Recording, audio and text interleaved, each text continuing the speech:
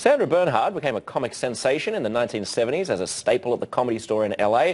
She performed in countless iconic shows and films like Roseanne, Martin Scorsese's The King of Comedy. She's now teaming up with the non-profit Up2Us, which helps use sports to empower kids. Joining us are Sandra Bernhard and Paul Kakamo, the founder and executive director of Up2Us. Paul, just give us the elevator pitch. What does the organization do? The organization is actually a coalition of 650 organizations across America that are using sports to address the health issues, the violence issues, and even the issues of dropout in our public schools, because we know that kids, when they're participating in a sports team with a coach as a role model who can inspire them, we know that they can get skills that they take from the sport directly to life skills development, towards setting up goals and ambitions to stay in school, to live a healthier life, and to say no to violence. So it's not primarily a fitness thing. You're basically using sports as a vehicle through which you can mentor kids? Yes. I think at the end of the day, even the issue of, we know that 1 in 3 kids in this country is either overweight or obese, and we know that that's going to cost our country a ton of money when it comes to health care. But even the issue of childhood obesity is really, at the end of the day, it's a mental health issue. Kids are not feeling comfortable about who they are, getting outside, playing with other kids. They're not feeling connected to their schools. They're not feeling connected to adult role models who can influence them to live healthier lives, to graduate from high school. So we know that one thing everyone who played sports knows is it addresses that directly head on. It actually gives kids motivation. It makes them feel better about who they are as a person, and then makes them feel like, hey, I do want to get outside and play more. I want to exercise, and I want to take those skills like teamwork and leadership and the discipline I'm learning from the sport, and I want to bring it back into the classroom and back into life. And so what does Up2Us bring to the table? It brings together all of these organizations at a community level? Yes, we provide support to hundreds of these organizations across the country so that they could serve more kids and so that they could be more effective in achieving these health and wellness outcomes in their communities. And one of the most phenomenal, I think, programs that we do it through is our program called Coach Across America, where we challenge young adults to spend a year of their life giving back to their community as coaches. But before we put them as a coach, and we're talking about coaches in every sport, from soccer to lacrosse to tennis to hip-hop dancing, but before we make them a coach, we train them on exactly the issues we just talked about. How to be a role model, how to address health issues with those kids, how to make those kids have a sense of belonging, not to feel isolated if they come from poverty or broken homes, how to really get the most out of their experience for these kids playing a sport and translating that to setting up goals and ambitions for their futures. How did you find out about Up2Us? How did you get involved? Actually, through my friend Dr. David Colbert, who's an incredible dermatologist here in New York, but he's also a great philanthropist. He's involved with a lot of really like grassroots organizations like this, and we started talking about it, and he'd asked if I would host the event. I said, yeah, I'd love to. You know, I'm having a daughter in New York City, being somebody who was also, you know, when I was a teenager, very, you know, awkward and not confident physically. I just know from my experience, even though obviously we're not on the outskirts, you know, of society, as many of these kids are, when you have that sense of community and continuity in your life, you just stay away from the negative. You know, you just don't get caught up in things that you think are going to make you feel better, which end up being drugs, you know, violence, you know, premature sexual activity that kids are not ready to handle. Sports, you know, really connects people. And when there's a team, you know, whether it's, you know, it's my daughter plays volleyball, I watch the girls, and there's just that sense of emotion and connection that just takes them to another level emotionally. You talk about that level of connection and the sort of continuity throughout your teens that sports provides. If you weren't a sporty kid, then what gave you that, if anything?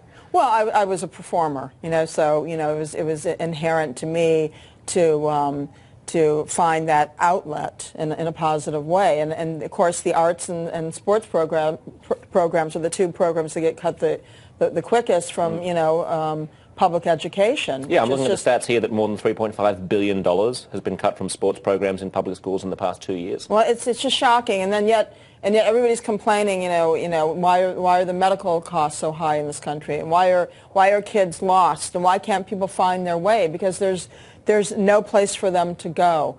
Kids have an enormous amount of energy. They need to find an outlet. There's nothing better than sports. Of course, I feel the same about the arts, but we're talking specifically about sports now. But there's a physical outlet. When a kid comes home at the end of the day and they're exhausted and they eat a decent meal, they want to go to bed, they want to go to sleep, their bodies regenerate. Kids need a lot of sleep. Their brains are, don't fully form till they're 25 years old. And, the more exercise, the more endorphins, the more positive energy that's flowing, the more a kid is going to reach that higher level in their life for every accomplishment they're trying to achieve. And talking about those cuts, talking about the impact that has on kids, the cuts in sports programs, the cuts in arts programs, what do you make of the political climate at the moment that those are the things that we're targeting? Well, I find it, incredibly, I find it racist. I find Racist? it... Well, because a great deal of the kids that are, in trouble and need are kids of color, and they don't have access, and they're often in broken homes and situations where there's no financial stability. And I just feel that, as Americans, as a collective, nation, we should all be supporting kids to do the best they can do and be able to break out of this cycle. And do you think, are you implying that cuts like that are racially motivated, or that they just have racial consequences? Well, I just think that a lot of people that are in politics, if there's going to be a cut somewhere, they're going to take it out on people that they think are, on the outskirts of society. So maybe there's an empathy gap or a targeting of disempowered. There definitely is. I mean, that goes without saying, but I'll say that it's the case. Do you think it's worse now than it has been throughout the rest of your life? Do you think that we're a coarser place? Well, I just think that there's a lot more people and there's a lot more, disparity. And I think that when I was growing up, you talked about the middle class, and there were people that were still, had factory jobs, that were still able to aspire to something, within their grasp. And now things have just been torn asunder. There's either the incredibly, poor, there's poverty, or there's people with money that we've never seen the likes of. And there's very little that links the two. So there's this just sort of hopelessness, in the extreme. So, it's up to a lot of the, private organizations like Up2Us to bring that gap together, to bridge that gap and bring the consciousness up to the level, because the government doesn't seem to want to do it. There are certainly plenty of people in big cities, in the cities like New York, that people have the money, they want to do something. You don't want to wait around for the government to step up. So we're stepping up. Paul, I'm seeing that only 3% of youth in low-income areas play organised sports. I mean, when you think about that, that's staggering, that 97% of kids in poor areas wouldn't play sports. Is that part of the problem? Yeah, and then that speaks to what we were just talking about. Yeah. I mean, this is predominantly in low-income communities and communities of color, where we're seeing public schools really being held to eliminate almost anything but teaching for a test. And at the same time, we have a lot of kids in those public schools who don't feel connected to the school, to the community, and they're not getting the things that kids in suburbia and wealthier communities get, which are these extracurricular activities, these sports, these arts programs. And we've already seen arts disappear from public schools all over America. Now we're seeing it in sports. The statistic you said about $3.5 billion being cut from sports, that's predominantly in low-income areas. And so we are now seeing kids who are utterly disconnected. And the results of that on a policy level is we're seeing, the rise in youth violence. We're seeing the rise in dropout rates. We're seeing kids who are unhealthy in this country. And so we must come up with more creative solutions on how to get those kids connected again. And that's what Up2Us is about. It says every day Americans turn to sports for entertainment in our communities. We coach our kids. We watch our parks filled with joy and the youth development that comes from sports. Why aren't we seeing that in our urban centers where kids need those values and that inspiration the most? Mm-hmm. And that's what Up2Us is about delivering. Mm-hmm. It's interesting. On the issue of the broader political context and the broader trends, it'd be remiss of me not to talk to you also about the climate this year in terms of LGBT rights. This is a huge year where we've got DOMA before the Supreme Court. I want to show a quick clip of you on Roseanne, a watershed moment in your career, and something that I think is important in the history of LGBT rights. Let's take a look. Come on! on, tell us about the guy. Yeah, What's come his on. name? Why don't you tell us? We're just going to bug you till you No, know. it's too soon. It's too soon. Come on, tell us. Big baby. All right, her name is Marla. I'm seeing a woman. One of the first openly lesbian characters on network television. How do you feel at the moment about where gay rights are? I feel like 2013 is perhaps one of the last year when it's possible to be homophobic in public without being laughed out of the room. Well, I think we've reached a whole new level of acceptance and understanding.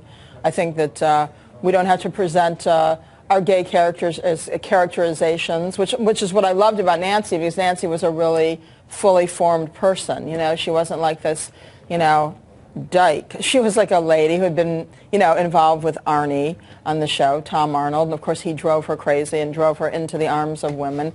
So there was a logical conclusion to why she'd become gay. I think this is a really great time for, you know, for the gay movement and the evolution. Do you think the Defense Marriage Act is likely to be overturned? Do you want to prognosticate about the Supreme Court? Well, it's hard to know with the combination of people that are in there, but I think they might be pressured in a way that it ends up in a positive outcome. I certainly hope so. And how do you relate that back to sport as well? Because one of, you know, when, I don't want to characterize or caricature young gay people, but I think they can feel excluded from the machismo of team sports. They can feel like there's a kind of a homophobic locker room mentality in sports. How do you reconcile that with what you guys are doing? How do you make sure that everyone's included? Well, I would imagine that under, you know, this situation where it's up to us, it's, you know, everybody's accepted, everybody's included, and the whole point of, you know, working with the coaches is to hopefully, you know, have a very safe situation where somebody, if they were gay, would be able to come to their coach and say, hey, I really want to play this sport, but, you know, I'm scared, I don't want to be, you know, laughed at, I don't want to be, you know, tormented, I'm gay, and how can I fit in here? And there's a way for that whole, you know, conversation to be had. So I think it's, you know, I think it's a very, very positive, you know, place for these kids to be able to be themselves completely. And Sandra, she said it. I mean, we train these coaches, our Coach Across America Corps, which is at 400 right now, and I'd love to see 5,000 young adults get up one day because of support from, you know, our donors, to get up one day and be out there coaching and getting kids active all over this country, because that's what we need. We need human-to-human interaction. We need real coaches, not internet games that are going to get kids active. But to get to your question there, to what you just said, we train those coaches on creating an atmosphere of inclusivity, that all kids belong. That's the number one role of a coach, is to make kids feel motivated to be part of a team, not just in the team sports, but even a track team or a tennis team or a rowing team. And that kind of training is really, really needed if we're going to see sports have the impact that it can have in addressing the issues that we're talking about today, and also in addressing issues about kids who are dealing with their sexuality at such a, you know, important age. Yeah, and that's the kind of training that we deliver. I think it's actually very, like, it's really like kind of hand in hand with what's going on in sports in general, where, you know, finally there, you know, the machismo is being broken down, and people are actually being able to come out now and say, hey, in a major sport, I'm gay, and have people have to deal with it. You know, and if it drives their fear and homophobia deeper in, so, well, I think that's a good thing, because like with racism, with sexism, with homophobia, if somebody still has those, you know, feelings, they're confronted by them and are going to have to deal with them, because the world is shifting and changing very quickly, and everybody has to get on board to accept the differences we all have and, you know, live on this planet in a cohesive manner. I mean, we don't have any choice, really. So if people want to get involved, either as kids who want to get involved in sports or as young people who'd like to be mentors, what should they do? They should go to our website, which is www.up2us.org. The number two. The number 2 in the center. And there's plenty of opportunities to either support our programs, to support our coaches, or if you want to get out there and be a coach role model, we definitely want to hear from you. Great. Thanks so much to you both for stopping by. Yeah, thanks. My pleasure. For more information about Up2Us and for ticket information, of course, about Sandra's upcoming show, check out our resource well below. The conversations will continue right here on HuffPost Live.